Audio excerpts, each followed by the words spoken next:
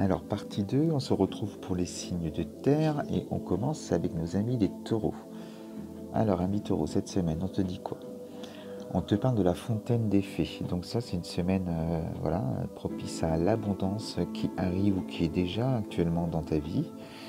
Tu es dans des belles énergies positives, amis taureaux. Tout va bien pour toi, voilà, avec cette carte. Et on te dit, tu sors l'enjambé du lutin. Là, on te parle d'un obstacle. Donc, c'est pas parce qu'on est dans une période d'abondance qu'on n'a pas de leçons à apprendre, hein. Donc, tu vas, on te dit, rencontrer quand même cette semaine peut-être un obstacle, mais alors que tu vas rapidement surmonter grâce à ta condition sur le plan énergétique en ce moment, que tu as cultivé. Tu as des énergies hautes et positives. Et on te dit bien que voilà, dès que tu rencontres cet obstacle, surtout ne commence pas à laisser le mental prendre le dessus et ainsi que l'ego qui vont te mettre des peurs et renforcer ce mental. Non, non, on te dit au contraire de rester dans des énergies positives comme actuellement. Et avec cette carte-là, il n'y a aucune raison que tu ne le surmontes pas. Ça va être vraiment beaucoup plus facile dans ces conditions. Le petit message, qu'est-ce qu'on te dit? Alors on te parle de retard. Un contretemps peut t'irriter, mais n'écoute pas ta voix négative intérieure, acceptation et patience t'aident à transformer ce moment à ton meilleur profit. Donc c'est ça, c'est ce blocage que tu peux rencontrer, ça peut être juste un contretemps. Et voilà, donc il faut accepter et cultiver ces énergies positives. Voilà pour toi cette semaine, ami taureau. Ensuite, on passe avec nos amis les vierges. Alors, qu'est-ce qu'on dit pour toi cette semaine? Tu sors la fée des sorts. Donc, ami vierge, cette semaine, on te dit que tu as besoin de revoir ton taux vibratoire sur le plan énergétique. On te parle de soins énergétiques. On te parle également de cartomancie, de guidance, pour essayer de t'aiguiller sur ton chemin. Voilà ce qu'on peut te dire avec cette carte. Et la cabane du lutin.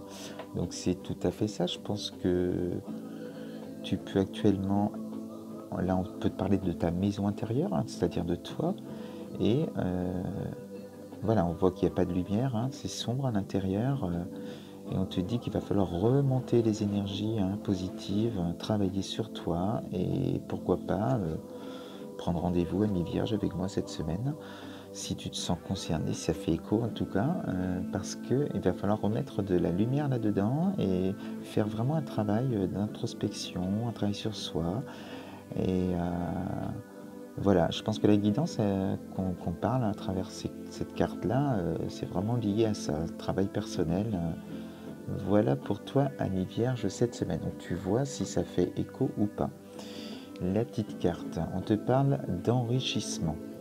Réjouis-toi des petits et grands bonheurs comme des succès d'autrui. Ton cœur se nourrit alors de hautes vertus qui te hissent sur ton plan de création.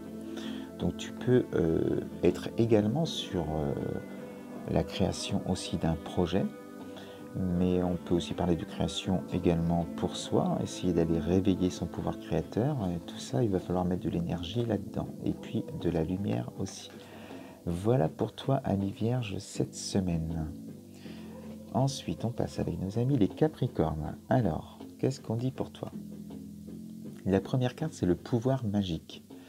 Donc, avec cette carte, on te demande de t'entourer de personnes positives, d'être dans des pensées positives, parce que là, on te parle de loi d'attraction, que tu vas attirer à toi ce que tu vibres.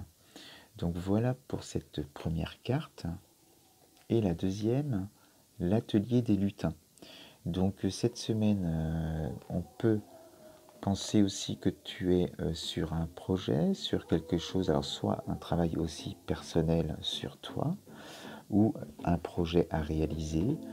Et on te dit, la magie, elle est entre tes mains.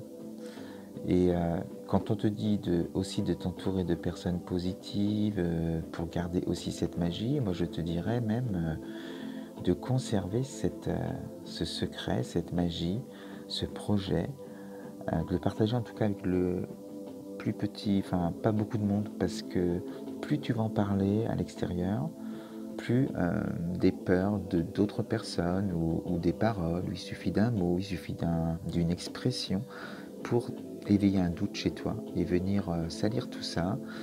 Et voilà. Donc on te dit vraiment de cette magie, c'est à l'intérieur que tu vas continuer à la faire évoluer et grandir. Et en pleine connexion avec ton âme, ton intuition, tu vas pouvoir être vraiment dans la création, la réalisation de ton projet. Donc cultive tes énergies positives cette semaine, ami Capricorne, et puis recentre-toi sur toi, entoure-toi de personnes positives. Voilà ce que j'avais à te dire, ami Capricorne. Le petit message, on te parle de distance.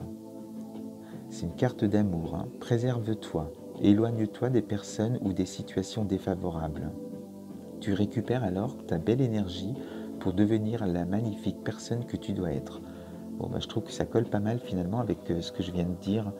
Et même si tu peux l'adapter aussi sur le plan de l'amour, hein, et prendre ce message vraiment pour ton autre et toi, et de garder cette belle magie aussi. Et puis voilà, pour ton projet, pareil. Belle semaine en tout cas, ami Capricorne. On se retrouve partie 3 pour les signes d'eau. A tout de suite.